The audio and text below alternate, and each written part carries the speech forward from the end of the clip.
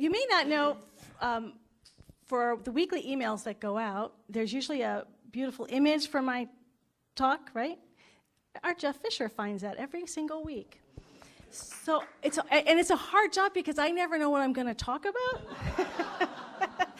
So we try to get the email out on Fridays. So it got to Friday this past week, and I'm like, what am I going to talk about? So I've been listening to this Hamilton musical, which I'm loving, and then we're doing Judaism. For those of you who haven't been here, we're doing Judaism for this month. We've been going through the world's religions. So I'm thinking about Judaism and what could possibly, what it was calling me to talk about. And we haven't talked about the prophets yet, so I want to talk about prophets, but you have to talk about visionaries with prophets. We'll get to that. And then who tells your story? Hamilton. So it's just this nice little flow. I send it to Jeff. And I had to think of, my point is that I needed to get it to him by Friday morning because I was going to my friend's celebration of life service, which I knew was going to be a long event. So I wanted him to have an opportunity to look up images. So I got the talk title, sent it to him, received it. It was totally a spiritual experience. Hard pressed. So I go to my friend, beautiful friend and former prayer partner, Sheila Thomas's celebration of life service. It was very difficult. She's very young, 57, died way too early. Didn't die, transitioned. She's very much alive. And as I'm listening, I'm like, the whole title of this talk was so clear as I'm sitting in the service. It's telling her story.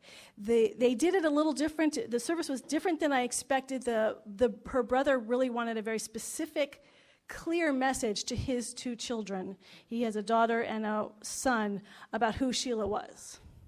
So he had asked for people from her work life to come and give their memory. So it wasn't often in a New Thought, we have open mics where people come up and share their stories. This was about 8 to 9 people who came up and shared their memories of Sheila, their stories. And she was for those of you, I guess most of you don't know Sheila. She actually spoke at our center once. She's a social justice warrior. She was a civil rights lawyer. Amazing woman. Her mother didn't have any higher than a 6th grade education. Single mom, raised 3 kids. Very little money, but Sheila just had this fire inside of her. And so with a background with very little money, her mom having almost no education, of course, Sheila does what you can expect. She goes off to Yale. And then follows that with Georgetown Law School and has led a very incredible life fighting for those who have no voice. And I remember, as I was sitting there, I remember this conversation that we had on one of our prayer calls. It was more like conversation. We talked for 2 hours, and then we would pray. And I remember telling her, because she was thinking about whether to go off to her Master's of Divinity at Pacific School of Religion. And I remember saying, and it wasn't something I thought through, it just came through. I'm like, you are a prophet, Sheila. That is the role you play in this world. You speak truth to people who may not want to hear it. And I had that thought, but it wasn't until I was this past week reading about prophets in Houston Smith's book, The World's Religions, when he said a prophet is about speaking for someone else, for those who can't. Sheila raised her own life. She had this incredible connection with her own interior well-being and her own power. But she spent her life wanting that for everybody else. She was very good at taking care of herself. She led a very good life. But at the same time, her work, her commitment, our conversations every single week was about fighting for those who had no voice. And as I listened to those stories, she was a prophet in our time. What is a prophet, visionary? And I want to talk a little bit how that's different than, say, psychics. Because it's I think, an important distinction that we need to understand. Psychics we all have energy fields, right? We all know that. We have our physical body, and then we have these energy fields. And so what a psychic will do is they'll sort of, now I'll say real psychics, we have to be very clear on the spiritual journey that there's a lot of people who I wouldn't say are authentic. But for an authentic psychic, what they're doing is they're reading our energy patterns. They feel our patterns. So for those of you who are familiar with science of mind, that's the middle level of our chart. The subtle energy, our patterns, our habit patterns that just get repeated over. Oh, there it is. We're teaching foundations class. We're doing the creative process this week. It's this middle part. That's where psychics are reading into. They read our patterns. And so what's going to happen is when a psychic is reading our patterns, it's going to feel familiar to us. It's usually if I personally choose not to see psychics, but I know many people do, it's usually because you're feeling confused and you want to get some clarity on where your life is going. And often the clarity they give you will make some sense to you. It will, because it sort of follows the pattern of who you are. They're seeing who you are and following that trajectory of who you have been, they are projecting and trajecting who you're going to be in the future. A prophet is different. A visionary is different. They're working with first cause. And first cause is not, it includes our patterns, but is bigger than our patterns. So what's going to be happening when you hear from a prophet or when we hear from a visionary, our own vision, that's why I included visionary, I'll get to that. But when we hear from a prophet, we're not hearing, in the Jewish tradition, you're not hearing based on past conditions. In fact, what the prophets focused on were the problems with those past patterns and conditions and how to up-level to first cause that is not limited by those inharmonies, those limitations. They're coming from a different place. So what's going to happen? When we hear from a prophet, when we get a vision for our life, we're going to feel profoundly uncomfortable because it's not going to be familiar. You're not going to go say, oh yeah, that sounds like me. Oh yeah, I could totally see that happening. That really fits. When we see someone who reads our patterns and it fits, we know they're not actually hitting that highest place because the highest place doesn't fit. It's not going to be immediate like, oh, that makes so much sense for my life. Now I want to distinguish between prophets and what it means with visioning. Prophets, their role and they're very unique. For those of you who haven't been here in past Sundays, one of the things that was so unique about Judaism, in the Eastern traditions, they were founded by people who were successes. They were, as one of my teachers said, they were sort of by winners. Judaism was a small tribe. They were always getting kicked around. They were not. It was a religion created by people who had power in the world. They were, the way my teacher put it, is it was written by losers, the losers in history. It's a very different perspective. If you have already won, you're not trying to change the world. Eastern traditions, you will not see this heavy emphasis on social justice, on changing the world, because the people who created those religions already had all that stuff. They were not personally invested in changing this world. They were very big on transcendence, not as much on changing the world. Judaism was very focused on changing this world. They were very clear this world had to get a whole lot better. And so their religion reflects that passion of equality, of justice for all. And so what the prophets would come along, and they weren't trying to change other countries or other powers, they were working within their own Jewish community. They were calling on the leaders and saying, this is where you're out of integrity. This is where your ethics are off. Often they would be giving voices for individuals who had been unjustly accused of something, or they were talking about it systemically. There was different prophets who had different purposes.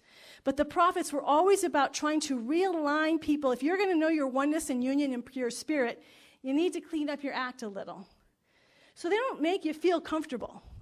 But they're saying if we're not, then it's actually not anthropomorphic. Anthropomorphic is saying whatever I want is good because I'm the life of God. If you want to be like the life of God, if you want your life to reflect God, you have to shape up and change your life to reflect it. We need to change our interior world. We need to become more uncomfortable so we are more like the divine and less like human beings that operate from duality, from separation, from ignorance, from I need mine, and I need to be better than yours. Equality is the comfortability that everybody is equal, that I am not special. For those of you who read Course in Miracles, no one's special. Everyone is equal in the eyes of pure spirit. Every prophet in the Jewish teaching, and they came, some were wealthy and some were poor shepherds. They all had different backgrounds, but the thing that unified them, everyone is equal. Everyone is equal, and we need to move into that equality within our own community. If we want other people to do it, we need to change our ways. That's what prophets did. They made things uncomfortable, but it was out of love. It was out of love and saying, we have the love of pure spirit. God loves us. The divine presence loves us so deeply and profoundly.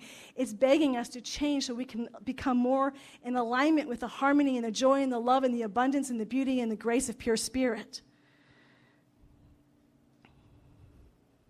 And it wasn't just for individuals, it's collective. So that's the role of the prophets. So just think about prophets you may know in your own life, people who are willing to be uncomfortable, to speak out loud. Prophets speak out loud. They don't just have, I loved Houston Smith said they're in Egyptian, they called the passionate spiritual people and the silent. And they liked the silent spiritual people because they didn't mess things up so much. The passionate were the ones who spoke up and tried to say, this is not okay. Do you know any prophets in your own world? I know I experienced a moment of prophecy. Again, it did not make me happy. I was working at Agape. I was in my office. Reverend Michael's a very busy guy. It's not like I saw him much. He's down the hallway and always busy. But I don't remember the context. He was in our office. We were talking about something, and he says to me, he looks at me, and I am very clear. Most of you know this, but I was very clear. I was willing to be a minister as long as it wasn't pulpit ministry. I would do any other type of ministry, so that's how I got through ministerial school. So he's looking at me, and he goes, well, and I'm married, and the person I married to, my first marriage, he definitely wants to be a pulpit minister, so I was just going to do ministry. Wherever he was, I was going to go and find ministry, assistant ministry, pastoral, whatever. So he looks at me, and he says, you're going to be a pulpit minister in the D.C. area. And then he left. And I was enraged. That's how you know it's a prophecy. I'm like, look, all he had to do was come in here and ask me a few questions about who I think I am. And if he had any sense of who I was and how I felt about myself, he would never make such stupid statements. And how arrogant is he to come in and make this pronouncement and walk out? Like, he doesn't know me. And then for those of you who don't know, several years later, I am pulpit minister in the Washington, D.C. area. It was so outside of my realm, of my thought patterns. When he said it, I didn't like it. It didn't feel good. That's a prophecy. The way we know the difference between false prophets and real prophets, a real vision is our own interior work. So what we don't want to do on our spiritual paths is give our power over to anybody, ever. I don't believe in giving our power. We can hear the information. We can see how it lands within us. But then it all comes from us, from our own interior life of pure spirit. Spirit is absolutely willing to reveal to us personally and directly. It does not need an intermediary to tell us who we are to be and where we are going. And so by surrendering my life to Spirit over and over and over, day after day, I end up going in the way that Reverend Michael had seen that I had not seen for myself. I needed to do it in a much slower, smaller steps way. I couldn't see it because it was too much. But he could see it because he wasn't attached. He had no resistance. But the reason why that was a prophecy was because it was from Spirit. It wasn't just from his human mind. It wasn't just reading based on my own past patterns. He was seeing something beyond. Those are the prophets, and and the way we know, if anyone gives you information, always go first to your own experience with Spirit. Spirit, what is your vision for my life? That's the question we need to ask. We can be given information about who we are and what we want to be. No, what Spirit wants us to be. And it's always going to be bigger than we expect. And when I say that, we've heard that before, it's always bigger than what we expect. But that doesn't mean egoically bigger than what we expect, because egoically we think of fame or lots of money or lots of power. But that's in many ways just to stay comfortable. More money, more power, more fame, all of that is just so we can be bigger and feel better about ourselves. To be more in Spirit is actually going to be far more demanding. It's going to be more, have values that really resonate within us, to be more humble in many ways, to be not liked. Prophets often were not liked.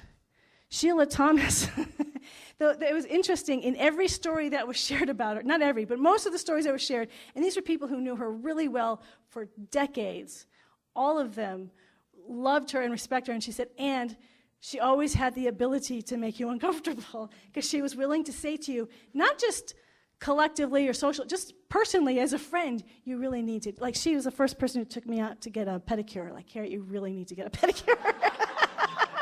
She was willing to say when no one else was willing to say.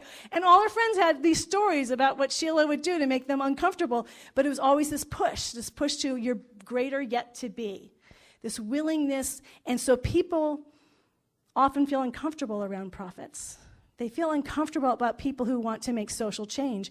Even with Centers for Spiritual Living, that's been a conversation that's been going on for quite some time, for over a decade, for I would say since the early 2000s, is do we take social action? There are many people who feel like, no, our teaching is our purpose, Centers for Spiritual Living purpose is to teach principles, to teach universal truth principles, and how each and every individual chooses to apply it in their own life is theirs. So that's total freedom. We teach what the catchphrase is, we teach people how to think, not what to think. That's the recurring phrase. But then there's this whole other group of people saying, no, they are very rooted in the Judeo-Jewish tradition, which is, no, if you're truly living the life of spirit on this earth, we need to be speaking up for those people who have no voices. We are here to take action. If we are a true spiritual teaching on earth, where we're moving into creating a healing space for people of all people, that we don't care just about ourselves or our own internal world, but that collectively we take a stand for the rights of all people, we need to take social action. We need to participate in social justice.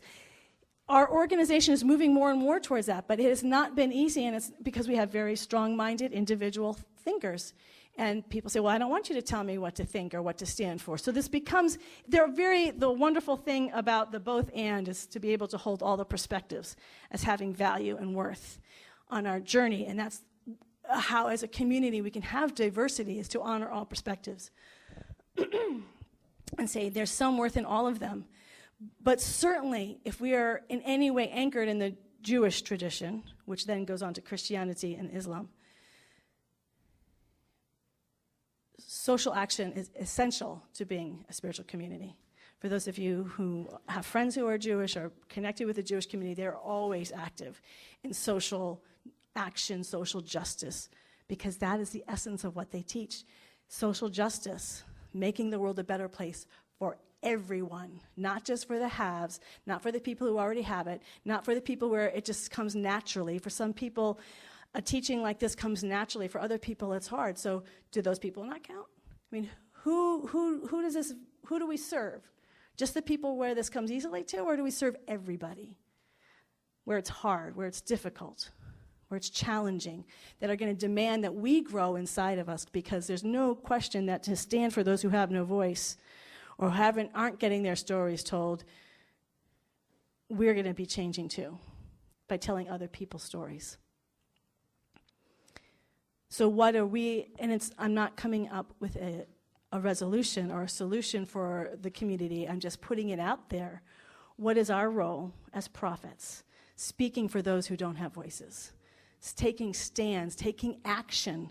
In Judaism, action was key. They were actually less interested in what the stand is and more interested in what the action that followed the stand.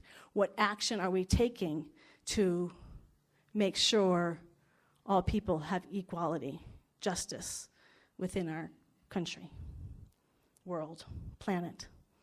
And who do we include in that? Do we include animals and plants? And it grows and expands. And then we ask, with all of this, prophets and visionaries. The visionaries, by the way, the vision is always holding us. It's also at first cause. Even, I just want to point this out, because many of you know Reverend Michael's visioning process.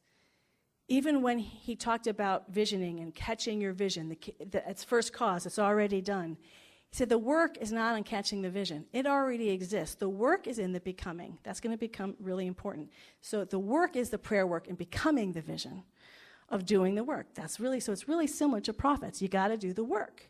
The first cause is already there. It already exists. It doesn't come. It doesn't go. It's birthless and it's deathless.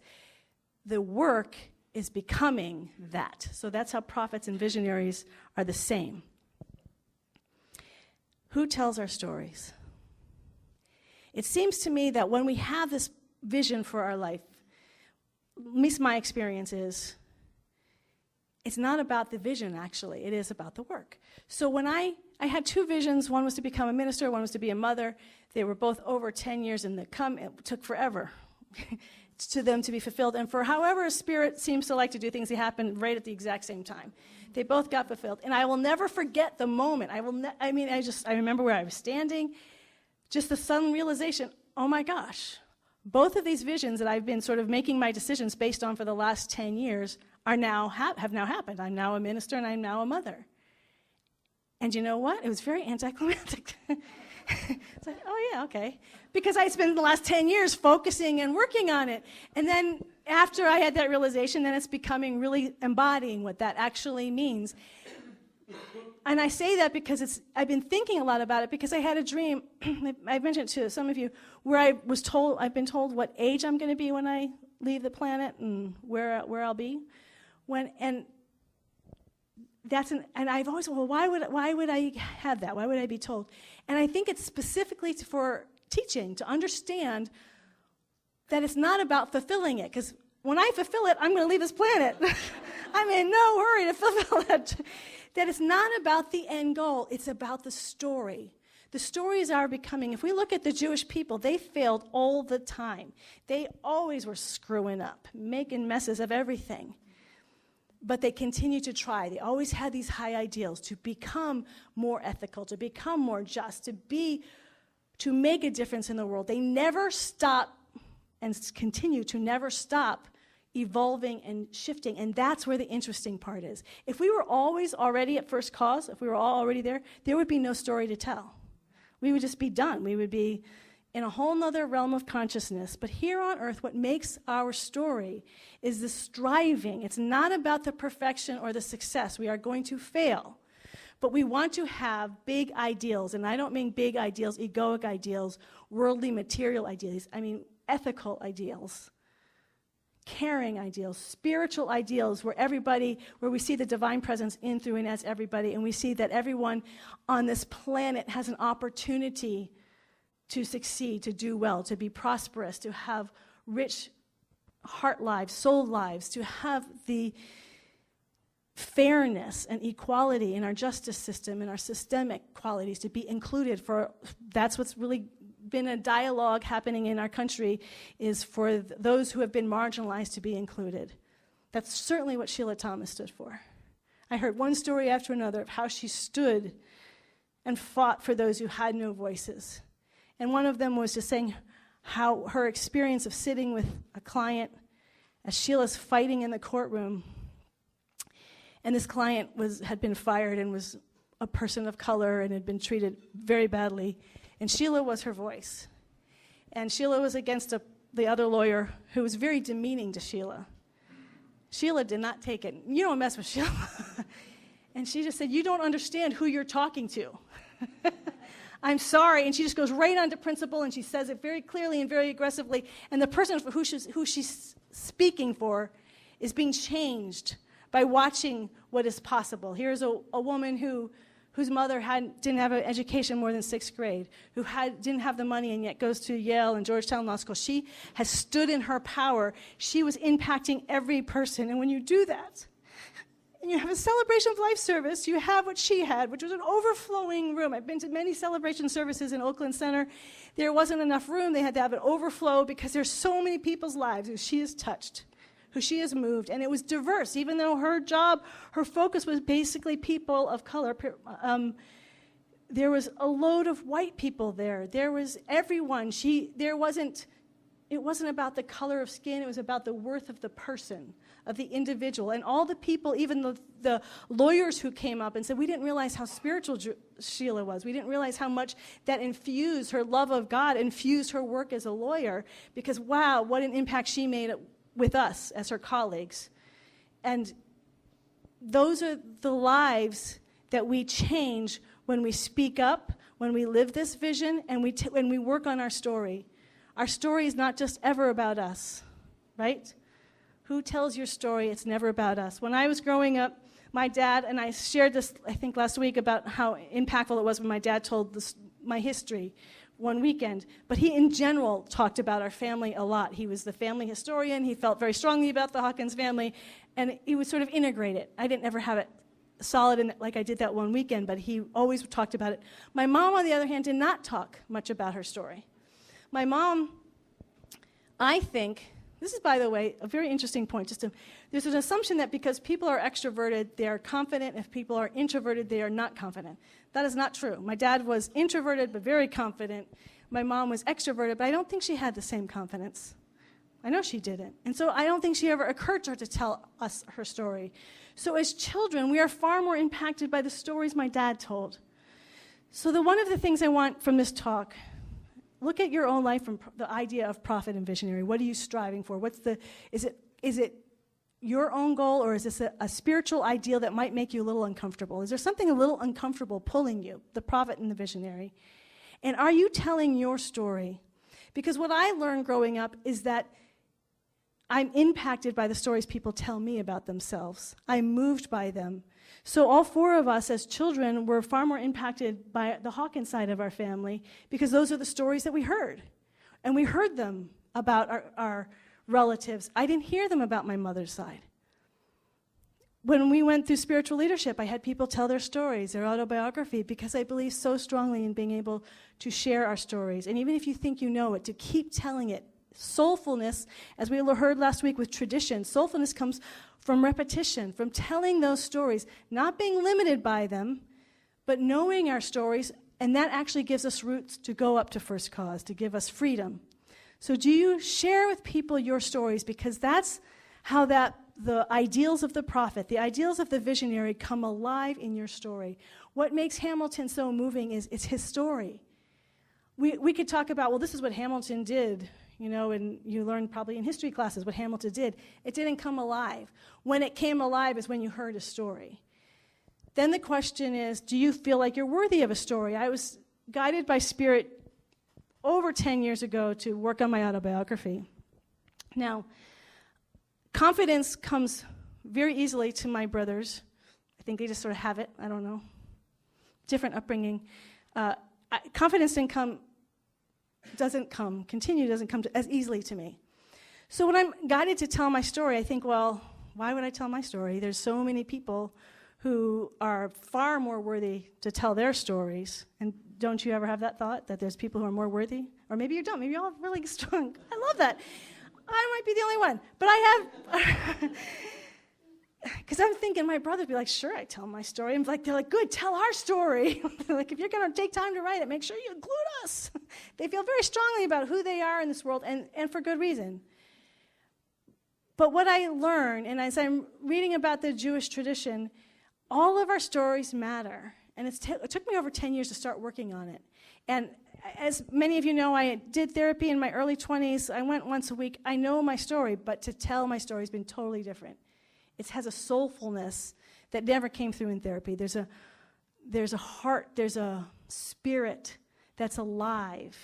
And I find myself being healed as I work on the story, as I continue to tell it from different, really speaking with, the way I look at my story is God is the main character. The divine is the main character of my story, and it's about my relationship with the divine growing and evolving through all these different stories.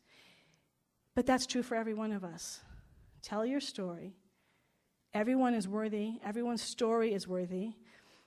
I think of that because someone was saying it was a celebrity and they were telling a story, and I remember the thought came, well, of course they would tell their story because they're a celebrity and I'm a nobody, and I have to keep correcting myself on that. I keep saying, no, everybody's story. I keep saying it out to you because I'm telling myself, everybody's story is worthy. And I certainly know that I love hearing other people's stories. I love reading biographies. I loved in our spiritual leadership classes hearing people's stories. For some reasons, it's the actual living of these highest ideals in everyday life, trying to live them, failing at them, picking ourselves up, trying again, succeeding at them, moving to a new level. All the different things that happen are what, to me, what makes life so rich and so full, and then the music that goes along with it. It's how we are healing and becoming heaven on earth. There's no way to become heaven on earth. By the way, that's a very Western ideal, heaven on earth. That's not an ideal in the East. The East is to transcend this earth, to leave this earth, to leave the duality of this earth to another place. And Western idea is, no, we want to actually make earth just like heaven. That's a really important realization. Are you here just to transcend because this world is just forever dualistic, or do you actually believe we can make heaven on earth? That's going to guide a lot of your actions and choices in life.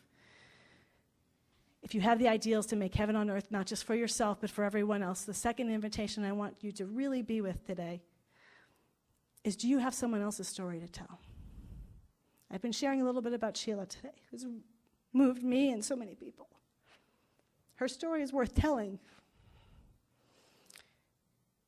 Whose story do you know that is worth telling to your friends and to your family that have been a gift on this planet? Because every life is a gift. And there's people who go invisible. We think they don't matter much. The illusion. Or it's not important enough to tell, or they didn't do anything great, so why should I tell their story if they're not CEO of a company or doing some magnificent thing? Everyone's story is worthy. Do you know someone's story? You may know someone who's homeless, but they have an incredible story. And you know that story. Are you willing to share it? Are you willing? A prophet speaks for someone else, speaks to someone's another person's worth, and saying this person is important. Their story is equally important as anybody else's. Whose story do you have to tell? Spirit's telling you right now, I believe it absolutely, that there is a divine presence in this room that's fully alive, and it is saying, this is someone whose story you need to share with other people. People need to hear about this person and who they were and how they showed up in life and what a gift in their own unique way that they were. Who is that person for you or people? When you do that, you are a prophet. You are speaking for someone who is unable to speak for themselves. A child, an animal. Speak for someone who needs to be heard, to be seen, but they don't have a voice yet. Prophets, visionaries, who's telling our stories? Let's pray. And how wonderful it is just to breathe. And when we begin prayer, we actually let go of the story. To remember that which always already is, that is free of all stories. It includes all stories, but is free. It is in, through, and as all creation, all form, all phenomena, and yet it is greater and transcendent. And that presence and this power is always already fully holy in being itself. It is not birthless, it is not deathless. It is absolutely unchanging love, infinite oceanic peace, abundance, beauty, harmony, grace, love, justice. It is always already being itself. It is never being anything other than itself. It doesn't come, it doesn't go. There's nothing that we need to change, fix, or make happen. It simply already is. And it is right here and right now in the center of our beingness. The essence of who and what we are is absolute and unchanging, pure, unconditional, unlimited love that knows no limit, that knows no boundaries, that knows no other. It is only love with no opposite. It is only good with no opposite. This is who we absolutely are all of the time. This is the place in which we anchor ourselves throughout the day. As we are living our stories, we remember to remember who we really are. We are free, we are unlimited, we are joy, we are bliss.